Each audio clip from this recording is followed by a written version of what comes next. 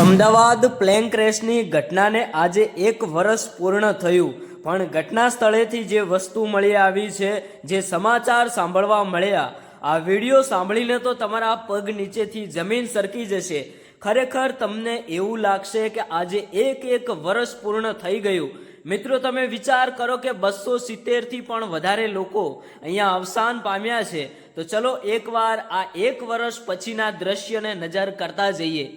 તો મિત્રો, આ બાઇકની હાલત તમે જોઈ શકો છો। જે તમે મારી પાછળ આ બાઇક જોઈ શકો છો, બળીને રાખ થઈ ગયેલું। હજુ સુધી એમને એમ જ મિત્રો જે જગ્યાએ બળ્યું હતું એ જગ્યાએ એમના એમ જ પડેલું છે, અને કંઈ હટાવવામાં આવ્યું નથી, કે કઈ જગ્યા ચેન્જ કરવામાં આવ્યું નથી। 1 વર્ષ કમ્પ્લીટ થઈ ગયું। જુઓ મિત્રો, વિમાનના મિત્રો બધા ઉજારો જે હતા નાના મોટા એ બધા હજુ એમને એમ જ અહીંયા પડેલા છે। મિત્રો, અહીંયાથી અમને એક માતાજીનું વસ્તુ મળી આવેલું છે। આ તમે જોઈ શકો છો ફોટો। તમને ખબર હોય તો કોમેન્ટ કરજો કયા માતાજીનો ફોટો છે। આ વિમાનનું જ છે બધું ને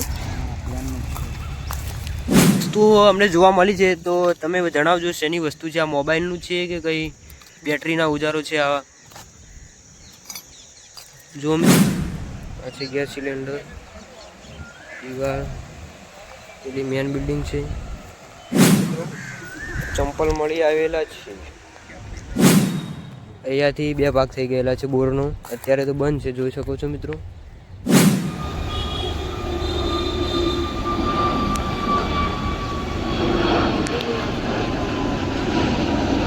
અમદાવાદ પ્લેન ક્રેશ ઘટનાને આજે ભાઈ 1 વર્ષ પૂર્ણ થયું, અને 1 વર્ષ બાદ આ જે જગ્યાએ પ્લેન ક્રેશ થયું હતું 270થી પણ વધારે લોકો અહીંયા અવસાન પામ્યા હતા।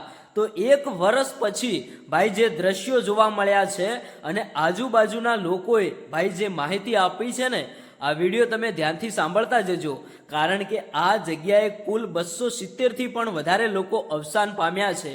જે દ્રશ્યો તમે લાઈવ જોઈ રહ્યા છો કે આ ભાઈ 1 વર્ષ પછીના દ્રશ્યો છે, પણ હજુએ જેવી સ્થિતિ પ્લેન ક્રેશના દિવસે થઈ હતી એવું જ અત્યારે હાલ પણ અહીંયા જોવા મળી રહ્યું છે। આપણને એવું લાગે કે કાલે જ અહીંયા પ્લેન ક્રેશ થયું છે।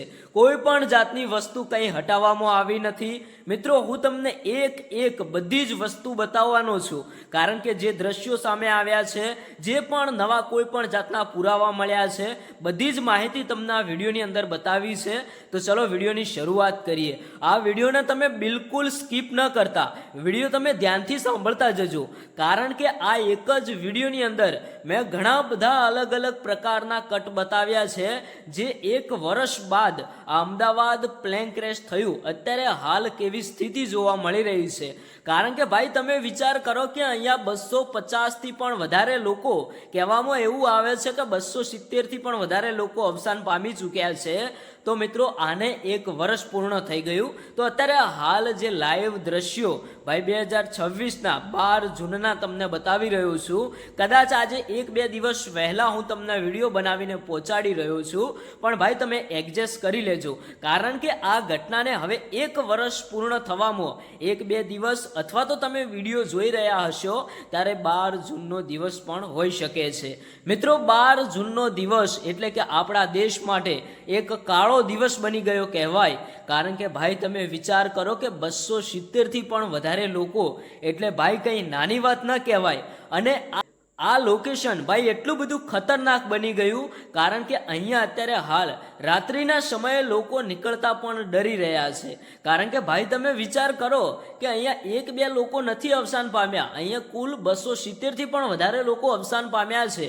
પછી ભાઈ રાત્રિના સમયે જો કોઈ પણ વ્યક્તિઓ અહીંયાથી નીકળે ને, તો એમના અંદર થોડો ડરનો માહોલ રહે, કારણ કે આ ઘટના એટલી બધી ખતરનાક હતી। આજે ઘણા બધા લોકો એવું કહે છે કે આ પ્લેન ક્રેશની જગ્યાએ રાત્રિના સમયે આવો અવાજ આવે છે, આવા લોકો ડરાવે છે, પણ ભાઈ એવું કંઈ હોતું નથી। તમારા મનનો વહેમ પણ હોઈ શકે છે। અને ભાઈ તમને બધાને ખબર જ છે, કહેવાની કોઈને જરૂર નથી, કારણ કે અહીંયા કુલ આટલા બધા લોકો અવસાન પામ્યા હોય તો ભાઈ કોઈ પણ વ્યક્તિ રાત્રિના સમયે જો અહીંથી પસાર થાય ને, એના અંદર ક્યાંક ને ક્યાંક એવું લાગે કે યાર આ લોકેશન ઉપર આટલા બધા લોકો અવસાન પામ્યા છે, મને કોઈ ડરાવશે તો નહીં, મને કોઈ બીવડાવશે તો નહીં, ભાઈ એવી એનર્જી થોડી ઘણી લાગી શકે છે। પણ અત્યારે હાલ આપણે તમને 1 વર્ષ બાદ જે દ્રશ્યો બતાવી રહ્યા છીએ ભાઈ તમે જુઓ, એક એક વસ્તુ તમે જુઓ, કારણ કે અહીંયા એટલી બધી ખતરનાક હાલત એટલે કે એટલી બધી ગંભીર હાલતની અંદર જે વસ્તુઓ પડી છે ભાઈ, મેં ઘણા બધા અલગ અલગ પ્રકારના કટ બતાવ્યા છે. આમ તો તમને સળંગ વિડીયો બનાવીને બતાવોત પણ વિડીયો બહુ લાંબો થોત, પણ ભાઈ એક એક કટ જે મોટા મોટા કટ હતા એ તમારા સુધી પહોંચાડી રહ્યો છું, જે 1 વર્ષ પછીના જે દ્રશ્યો કેવા જોવા મળી રહ્યા છે. આજે આ લોકેશન ઉપરથી ઘણી બધી અજીબ અજીબ વસ્તુઓ અમને જોવા મળી, જે કદાચ પ્લેન ક્રેશ થતી વખતે જે લોકો પ્લેનની અંદર સવાર હતા એમનો ભાઈ સામાન પણ હોઈ શકે છે. આપણે અહીંયાથી કોઈ પણ વસ્તુ લીધી નથી, પણ જે ખાલી અડવા જેવી હતી, જે બતાવવા જેવી હતી એ જ તમને બતાવી છે. એવું નથી કે આપણે અહીંયાથી કોઈ વસ્તુ ગોતી ગોતીને ઘરે લઈ જઈશું ભાઈ, એવું બિલકુલ નથી. અને તમારે પણ એવો પ્રયાસ નથી કરવાનો, કારણ કે આ લોકેશન અત્યારે હાલ કેમ આવું ને આવું રાખવામાં આવ્યું છે, કારણ કે અહીંયા 270 થી પણ વધારે લોકો અવસાન પામ્યા છે ભાઈ. અહીંયાથી હજુ પણ જે પ્લેન ક્રેશમાં અવસાન પામેલા લોકોના પુરાવા મળી રહ્યા છે. એટલા માટે જ ક્યાંક ને ક્યાંક સરકાર તરફથી આ લોકેશન ઉપરથી કોઈ પણ જાતનો સામાન હજુ પણ હટાવવામાં નથી આવ્યો. આજે ભાઈ 1 વર્ષ પૂરું થયું, તમે વિચાર કરો કે કોઈ પણ ઘટનાને ભાઈ આટલો સમય થાય ને તો એ લોકેશન પૂરેપૂરું બદલાઈ જતું હોય છે. પણ ફક્ત આ દુનિયાનું એકમાત્ર એવું લોકેશન છે જે અમદાવાદની અંદર આવેલું છે ભાઈ, અમદાવાદ પ્લેન ક્રેશનું. કારણ કે અહીંયાથી કોઈ પણ સામાન કે કોઈ પણ વસ્તુ ભાઈ જ્યાં હતી એમના એમ જ રાખવામાં આવી છે. રાત દિવસ અહીંયા સિક્યુરિટી મૂકવામાં આવી છે. તમે વિચાર કરો કે આ કેટલું ખતરનાક લોકેશન બની ગયું હશે. અહીંયાથી કોઈ પણ સામાન તમને આગો પાછો કરવામાં નહીં જોવા મળ્યો હોય, કારણ કે આજે પણ અહીંયાથી ઘણા બધા સબૂતો મળી રહ્યા છે. આજે પણ અહીંયાથી ઘણું બધું જાણવા મળી રહ્યું છે, જોવા મળી રહ્યું છે કે આખરે પ્લેન ક્રેશ થયું તો ભાઈ કેવડું મોટું નુકસાન જોવા મળ્યું. આજે આપણે તમને જે સ્ટોરી બતાવી રહ્યા છીએ એ તો ભાઈ હું તમને વાત કરું છું, કારણ કે આ વિડીયોની અંદર મેં તમને ઘણા બધા અલગ અલગ પ્રકારના દ્રશ્યો બતાવ્યા છે જે પ્લેન ક્રેશની અંદર જે અમુક લોકોને નથી પણ ખબર. અને આજે 1 વર્ષ બાદ કેવા કેવા હાલ થયા છે આ લોકેશનના. આજે જુઓ કે પ્લેનના ઘણા બધા એવા અવશેષો પડ્યા છે, ઘણા બધા એવા પાર્ટ પડ્યા છે, અલગ પ્રકારના બાઇકો હોય, ગાડીઓ હોય, જેવી રીતે પ્લેન ક્રેશના દિવસે સળગેલી હાલત હતી એવી જ રીતે અત્યારે હાલ પણ અહીંયા જોવા મળી રહી છે. ભાઈ આ વિડીયોમાં આગળ વધીએ એ પહેલાં આપણે તમને ખાસ માહિતી આપી દઈએ કે જે પણ લોકો પ્લેન ક્રેશમાં અવસાન પામ્યા હતા એમની આત્માને ભગવાન શાંતિ આપે એવા 2 શબ્દોમાં સારી કોમેન્ટ કરતા જજો. આ વિડીયો ભાઈ આપણે કોઈ એવા વ્યૂઝ અને ફોલોવર લેવા માટે નથી બનાવ્યો, પણ લોકોને એક જાણકારી પહોંચાડવા માટે વિડીયો બનાવ્યો છે. આજે ઘણા બધા લોકો જે દૂર દૂર રહેતા હોય એ પણ જોવા માંગતા હતા કે અમદાવાદ પ્લેન ક્રેશની અંદર જે ઘટના બની આખરે 12 મહિના એટલે કે 1 વર્ષ બાદ લોકેશનની હાલત શું છે, અહીંયાથી કેવા દ્રશ્યો સામે આવે છે, રાત્રિના સમયે અહીંયા કેવા અનુભવ થાય છે. કારણ કે હવે આપણે મેન મુદ્દાની વાત કરીએ. ઘણા બધા લોકોનો સવાલ હતો કે આ લોકેશન ઉપર રાત્રિના સમયે ચીસો સંભળાય છે, કોઈ ડરાવતું હોય એવા અવાજ આવે છે.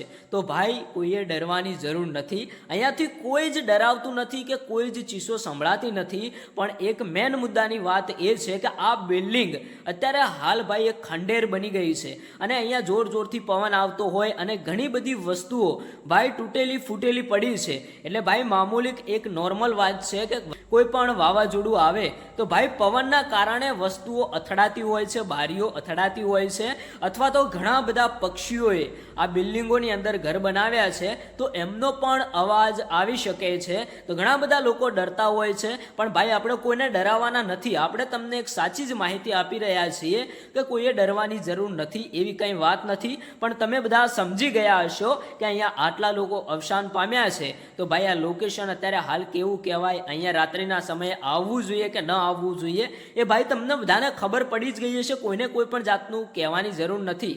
કારણ કે અહીંયા જે લોકો અવસાન પામ્યા છે એ ભાઈ કેવી રીતે અવસાન પામ્યા છે, કેવી રીતે એમની ડેથ થઈ હશે એ તો ભાઈ અત્યારે હાલ આખી દુનિયા જાણે છે.